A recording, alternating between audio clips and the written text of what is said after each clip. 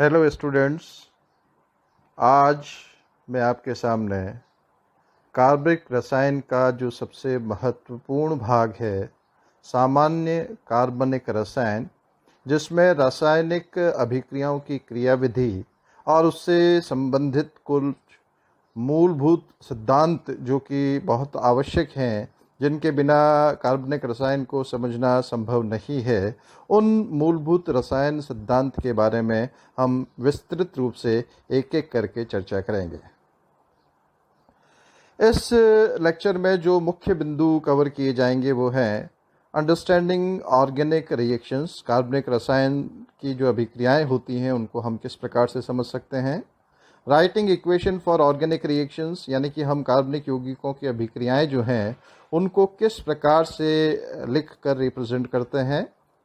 Type of arrows used in organic reactions, कार्बनिक यौगिकों की अभिक्रियाओं में हम विभिन्न प्रकार के एरो का प्रयोग करते हैं, वो कब और कैसे प्रयोग किया जाता है। मैकेनिज्म ऑफ रिएक्शंस, यानी कि रासायनिक अभिक्रियाओं की क्रियाविधि के बारे में हम डिस्कस करेंगे। Bond breaking and bond formation, यानी कि बंध किस प्रकार से विखंडित होता है, बंध किस प्रकार से बनता है, उसके बारे में हम चर्चा करेंगे। Then factors which influence reaction, यानी कि कौन कौन से कारक ऐसे हैं जो कि अभिक्रियाओं को प्रभावित करते हैं, उन कारकों को हम एक एक करके डिस्कस करेंगे। And lastly energy requirement of organic reactions, जब रासायनिक अभिक्रिया होती है तो कौन कौन से ऊर्जा के कारक जो है वो प्रयोग में लिए जाते हैं, उनके बारे में हम एक एक करके चर्चा करेंगे। तो सबसे पहले हम आते हैं अंडरस्टैंडिंग ऑर्गेनिक रिएक्शंस। जो कार्बनिक यौगिकों की अभिक्रियाएं होती हैं उनमें बेसिकली होता क्या है। कार्बनिक यौगिकों में जैसा कि हम जानते हैं बंध जो है वो सहसंयोजक प्रवृत्ति का होता है, कोवेलेंट बॉन्ड होता है। तो जब क्रियाकारक क्रिया करके उत्पाद में परिवर्तित होता है तो इस प्रक्रिया में सबसे पहले जो कार्बनिक यौगिक में पहले से उपस्थित सहसंयोजक बंध है वो बंध टूटता है और उस बंध के टूटने के बाद एक नया बंध बनता है जिससे कि वो उत्पाद में परिवर्तित होता है। जो कार्बनिक यौगिक अभिक्रिया में भाग लेता है उसको हम सबस्ट्रेट कहते हैं और जो आक्रमणकारी स्पीसी होती है उसको हम अभिकर्मक के नाम से जानते हैं। तो सबस्ट्रेट और अभिकर्मक क्रिया करके उत्पाद का निर्माण करते हैं। अब हम चर्चा करेंगे रासायनिक अभिक्रिया को किस प्रकार से लिखा जाता है। सामान्यतया किसी रासायनिक अभिक्रिया को लिखने के लिए हम लेफ्ट हैंड साइड में क्रियाकारक यानी कि रिएक्टेंट लिखते हैं, फिर एक एरो लगाते हैं और एरो साइन के बाद में राइट हैंड साइड में उत्पाद या प्रोडक्ट को लिखते हैं। कभी कभी हम किसी एक क्रियाकारक को या तो एरो के पहले लिख सकते हैं, कई बार क्रियाकारक को एरो के ऊपर भी लिख दिया जाता है, जैसा कि इस चित्र में प्रदर्शित किया गया है। सामान्यतया किसी रासायनिक अभिक्रिया में जो विलायक का प्रयोग किया जाता है उस विलायक को हम यहाँ पर प्रदर्शित नहीं करते हैं। कई बार हम रासायनिक अभिक्रिया में इस प्रकार का साइन HNu का प्रयोग करते हैं, अर्थात यह अभिक्रिया जो है प्रकाश की उपस्थिति में की जा रही है, या कई बार हम इस प्रकार से डेल्टा साइन का उपयोग करते हैं, अर्थात यह अभिक्रिया उच्च ताप पर की जाती है। अब कई बार हम अभिक्रिया को एक से अधिक पद में पूर्ण करते हैं, यानी कि पहले किसी एक अभिकर्मक के साथ क्रिया की जाती है, फिर दूसरे अभिकर्मक के साथ क्रिया की जाती है। तो उसको किस प्रकार से लिखा जाता है वो इस स्लाइड में प्रदर्शित किया गया है। इस रासायनिक अभिक्रिया में यहाँ पर क्रियाकारक एसीटोन पहले CH3 MgBr यानी कि ग्रिग्नार अभिकर्मक के साथ अभिक्रिया करता है और ग्रिग्नार अभिकर्मक के साथ क्रिया करने के पश्चात जो उत्पाद बनता है उस उत्पाद का फिर जल अपघटन किया जाता है। तो इसके जल अपघटन कराने पर तृतीयक अल्कोहल उत्पाद के रूप में प्राप्त होता है, जो कि यहाँ पर दर्शाया गया है। तो यहाँ पर ये संख्या 1 और 2 जो हमने प्रदर्शित की है, 1 अर्थात पहले ये वाली अभिक्रिया की जाती है एंड 2 अर्थात उसके बाद में ये वाला अभिक्रिया की जाती है। दोनों अभिक्रियाओं को एक साथ में संपादित नहीं किया जाता है। इस स्लाइड में यह दर्शाया गया है कि कार्बनिक यौगिकों की अभिक्रियाओं में किस प्रकार के एरो का प्रयोग किया जाता है। सबसे पहले ये इस प्रकार का एरो जो है वो क्रियाकारक और उत्पाद को आपस में अलग करने के लिए लगाया जाता है। इस साइड का डबल रिएक्शन एरो ये प्रदर्शित करता है कि क्रियाकारक और उत्पाद दोनों साम्य स्थिति में हैं, they are in equilibrium with each other. ये इस प्रकार का जो डबल हेडेड एरो है ये कैनोनिकल रूप या अनुनादी संरचनाओं को प्रदर्शित करने के लिए उपयोग में लिया जाता है। इस प्रकार का फुल हेडेड कर्व्ड एरो ये प्रदर्शित कर रहा है कि इस प्रकार के कर्व के अंतर्गत इलेक्ट्रॉन युग्म का मूवमेंट होता है, स्थानांतरण होता है। और इसके नीचे ये जो हाफ हेडेड एरो है ये प्रदर्शित करता है कि इस प्रकार की प्रक्रिया में केवल एक इलेक्ट्रॉन का मूवमेंट होता है। अब इलेक्ट्रॉनिक मूवमेंट कार्बनिक यौगिकों में किस प्रकार से हो सकते हैं वो इस स्लाइड में दर्शाया गया है। इस पहली रिएक्शन में यहाँ पर पाई बॉन्ड जो है वो अपने निकटवर्ती बंध पर स्थापित हो जाता है, यहाँ से हट करके, और वो यहाँ पर शिफ्ट हो रहा है। दूसरे वाले केस में पाई बॉन्ड का स्थानांतरण निकटवर्ती परमाणु पर होता है। जो पाई इलेक्ट्रॉन यहाँ पर हैं वो पाई इलेक्ट्रॉन इस बंध से हट करके इस परमाणु Y जो पास वाला है जिस पर द्वितीय बंध उपस्थित है उस पर स्थानांतरित हो रहा है। तीसरे उदाहरण में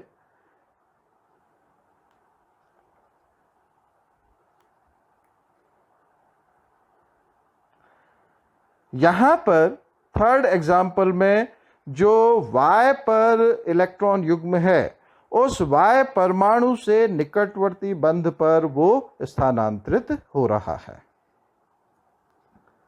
अब हम आते हैं अगले बिंदु पर, ऑर्गेनिक रिएक्शन मैकेनिज्म यानी कि कार्बनिक यौगिकों की क्रियाविधि पर। जब कार्बनिक यौगिकों की अभिक्रिया होती है तो उसमें क्रियाकारक उत्पाद में परिवर्तित होता है। इस प्रक्रिया में जैसा कि पहले भी चर्चा की गई है, कार्बनिक यौगिक में उपस्थित सहसंयोजक बंध टूटता है और उस बंध के टूटने के पश्चात एक नया बंध बनता है जिससे कि उत्पाद में परिवर्तन होता है। अर्थात कार्बनिक यौगिकों की रासायनिक अभिक्रिया उसमें पहले से उपस्थित सहसंयोजक बंध टूटने और नया बंध बनने की प्रक्रिया है। अब जब क्रियाकारक उत्पाद में परिवर्तित होता है तो ये सिंगल स्टेप प्रोसेस नहीं होता, एक पद में अभिक्रिया नहीं होती है। पहले क्रियाकारक क्रिया करके एक या एक से अधिक मध्यवर्ती में परिवर्तित होता है और वो मध्यवर्ती फिर आगे उत्पाद में परिवर्तित होते हैं। रासायनिक अभिक्रिया का अभिप्राय है किसी रासायनिक अभिक्रिया के बारे में संपूर्ण जानकारी होना, अर्थात अभिक्रिया कितने पद में पूर्ण हो रही है, उसमें किस प्रकार से बंध का विखंडन हो रहा है, किस प्रकार से बंध बन रहा है, कितने पद में कौन कौन से मध्यवर्ती बन रहे हैं, ऊर्जा में क्या परिवर्तन हो रहा है, ये संपूर्ण जानकारी जो है वो क्रियाविधि के नाम से जानी जाती है। कई अभिक्रियाएं एक ही पद में पूर्ण होती हैं जिसमें कि क्रियाकारक A सीधा उत्पाद में परिवर्तित होता है। इस प्रक्रिया में बंध का टूटना तथा बंध का बनना दोनों साथ साथ में होते हैं और इस प्रकार की अभिक्रियाओं को हम कंसर्टेड रिएक्शन के नाम से जानते हैं। परंतु सामान्यतया कार्बनिक यौगिकों की रासायनिक अभिक्रियाएं जो है स्टेप वाइज रिएक्शन के रूप में होती हैं, जिसमें कि अभिक्रिया एक से अधिक पद में होती है। उसमें पहले क्रियाकारक ए मध्यवर्ती में परिवर्तित होता है और मध्यवर्ती फिर आगे क्रिया करके उत्पाद बी में परिवर्तित होता है। अब जैसा कि हमने कहा कि जब कार्बनिक यौगिकों की अभिक्रिया होती है तो उसमें पहले से उपस्थित बंध टूटता है और फिर बंध के टूटने के बाद नया बंध बनता है जिससे कि उत्पाद का निर्माण होता है। तो बंध किस प्रकार से विखंडित होता है और किस प्रकार से बनता है वो अब हम चर्चा करेंगे। तो पहले हम आते हैं टाइप ऑफ बॉन्ड फिशन, बंध विखंडन के प्रकार। यानी कि जो बंध का टूटना या विखंडन है वो किस प्रकार से होता है। बंध विखंडन मुख्यतः दो प्रकार के होते हैं। पहला है होमोलाइटिक फिशन या समांश बंध विखंडन। इस प्रकार के समांश बंध विखंडन जैसा कि इसमें दर्शाया गया है, ए बी एक क्रियाकारक अणु है जिसमें ए और बी के बीच में एक साझित इलेक्ट्रॉन युग्म है और वे क्रिया करके ए और बी में परिवर्तित हो रहे हैं, दोनों के पास एक एक इलेक्ट्रॉन है।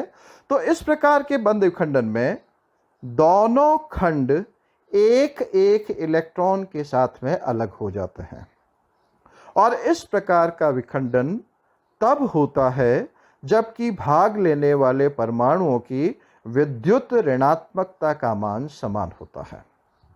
विद्युत ऋणात्मकता क्या होती है? किसी भी परमाणु की विद्युत ऋणात्मकता उसके सहसंयोजक यौगिक में साझित इलेक्ट्रॉन युग्म को अपनी ओर आकर्षित करने की जो सामर्थ्य होती है उसे हम विद्युत ऋणात्मकता के नाम से जानते हैं। अब इसमें ये जो उत्पाद के रूप में ए और बी प्राप्त हो रहे हैं, दोनों के पास एक एक अयुग्मित इलेक्ट्रॉन है, ये मुक्त मूलक के नाम से जाने जाते हैं। मुक्त मूलक जो इस प्रकार से बंध विखंडन से प्राप्त होते हैं वो इलेक्ट्रिकली न्यूट्रल होते हैं, यानी कि उदासीन होते हैं, उन पर किसी भी प्रकार का आवेश नहीं होता है और उनके पास एक एक इलेक्ट्रॉन होता है, यानी कि दे हैव अनपेड इलेक्ट्रॉन। और ये जो स्पीसीज इस प्रकार से बनती हैं वो अत्यधिक क्रियाशील होती हैं, इनकी क्रियाशीलता बहुत अधिक होती है और ये जो अभिक्रियाएं जो कि मुक्त मूलक के द्वारा होती हैं वो काफ़ी तीव्र गति के साथ संपादित होती हैं। इस प्रकार का ये जो समांश विखंडन है ये मुख्यतः वाष्प अवस्था में होता है। अब दूसरे प्रकार का बंध विखंडन है हेट्रोलाइटिक फिशन अर्थात विसमांश बंध विखंडन। इस प्रकार का बंध विखंडन तब होता है जबकि बंध में भाग लेने वाले परमाणुओं की विद्युत ऋणात्मकता में अंतर अधिक होता है। जैसा कि इस प्रकार के चित्र में दर्शाया गया है, ए और बी के बीच में एक सहसंयोजक बंध उपस्थित है और उसमें बी की विद्युत ऋणात्मकता अधिक है। तो इस प्रकार के बंध विखंडन में कोई भी एक परमाणु जिसकी विद्युत ऋणात्मकता का मान अधिक होता है वो साझित इलेक्ट्रॉन युग्म के साथ अलग हो जाता है और इस प्रकार के बंध विखंडन से दो विपरीत आवेशित आयन प्राप्त होते हैं। अब यहाँ पर क्योंकि बी की विद्युत ऋणात्मकता अधिक है, ये साझित इलेक्ट्रॉन युग्म के साथ अलग हो रहा है, अर्थात इसके पास एक अतिरिक्त इलेक्ट्रॉन आ गया है, तो इस पर एक ऋणावेश आ जाता है और ए से एक इलेक्ट्रॉन की कमी हो गई है, तो इस प्रकार ए पर एक धन आवेश है उत्पन्न हो जाता है। इस प्रकार का विसमांश बंध विखंडन सामान्यतः विलयन अवस्था में होता है। अब हम आते हैं बंध किस प्रकार से बनते हैं, हाउ बॉन्ड फॉर्मेशन अकर्स। पहले हमने ये डिस्कस किया कि बंध का विखंडन किस प्रकार से होता है, अब हम आते हैं बंध किस प्रकार से बनते हैं। अब जिस प्रकार से बंध विखंडन दो प्रकार से हो सकता है उसी प्रकार से बंध का बनना भी दो प्रकार से हो सकता है। पहला, जैसा कि इसमें दर्शाया गया है, ए और बी दोनों के पास एक एक इलेक्ट्रॉन उपस्थित है, तो दोनों एक एक इलेक्ट्रॉन का साझा करके और ए और बी के बीच में सहसंयोजक बंध का निर्माण कर देते हैं। दूसरी स्थिति ये हो सकती है जिसमें एक इलेक्ट्रॉन स्नेही, अर्थात जिसके पास इलेक्ट्रॉन की कमी होती है, जो कि इलेक्ट्रॉन क्षुद्र होता है, वो एक नाभिक स्नेही के साथ जुड़ता है जो कि इलेक्ट्रॉन धनी होता है। अब जैसा कि इसमें दर्शाया गया है, बी एक नाभिक स्नेही है जिसके पास इलेक्ट्रॉन की अधिकता है, ए एक इलेक्ट्रॉन्स नहीं है जिसके पास इलेक्ट्रॉन की कमी है। तो इस प्रकार से इलेक्ट्रॉन का मूवमेंट बी से ए की ओर होता है और ए और बी के बीच में एक बंध का निर्माण हो जाता है। अगला बिंदु जो कि सबसे महत्वपूर्ण बिंदु है, किसी भी अभिक्रिया को प्रभावित करने वाले कारक। उसमें सबसे पहला और महत्वपूर्ण है इंडक्टिव इफेक्ट, अर्थात प्रेरक प्रभाव। सामान्यतया जब किन्हीं दो परमाणुओं के बीच में सहसंयोजक बंध उपस्थित है और वो दोनों परमाणु भिन्न भिन्न हैं, परमाणु भिन्न भिन्न है अर्थात उनकी विद्युत ऋणात्मकता भिन्न भिन्न है, तो उसमें साझित इलेक्ट्रॉन युग्म किसी एक परमाणु जिसकी विद्युत ऋणात्मकता का मान अधिक है उसकी ओर विस्थापित हो जाता है, जिससे उस परमाणु पर इलेक्ट्रॉन घनत्व बढ़ जाता है, अर्थात उस पर आंशिक ऋण आवेश आ जाता है। और दूसरा परमाणु जो है उस पर इलेक्ट्रॉन घनत्व कम हो जाता है, जिससे कि उस पर आंशिक धनावेश आ जाता है, अर्थात जो सहसंयोजक बंध है उसमें आंशिक ध्रुवीय प्रवृत्ति उत्पन्न हो जाती है। इसी प्रकार से जब कार्बन किसी दूसरे परमाणु के साथ जुड़ा हो तो उसमें जो इस प्रकार का इलेक्ट्रॉनिक विस्थापन है उसे हम प्रेरक प्रभाव के नाम से जानते हैं। उदाहरण के तौर पर एथिल क्लोराइड में यहाँ पर कार्बन और क्लोरीन के बीच में बंध उपस्थित है। इसमें क्लोरीन की विद्युत ऋणात्मकता अधिक होने के कारण साझित इलेक्ट्रॉन युग्म क्लोरीन की ओर विस्थापित हो जाते हैं, जिससे क्लोरीन पर आंशिक ऋण आवेश उत्पन्न हो जाता है और कार्बन पर आंशिक धन आवेश उत्पन्न हो जाता है।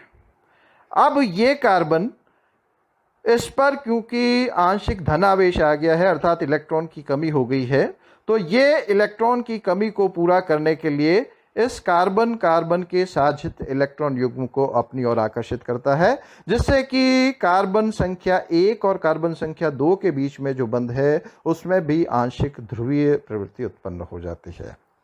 अर्थात प्रेरक प्रभाव श्रृंखला में अंत तक जारी रहता है, परंतु श्रृंखला बढ़ने के साथ साथ यह प्रभाव कम हो जाता है। यानी कि पहले बंद में ये प्रभाव ज़्यादा होगा, फिर थोड़ा कम होगा, फिर थोड़ा और कम हो जाएगा, यानी कि श्रृंखला बढ़ने के साथ साथ इसका मान कम हो जाता है और सामान्यतया यह दूसरे कार्बन तक प्रभावी होता है। उसके बाद यह प्रभाव लगभग नगण्य हो जाता है।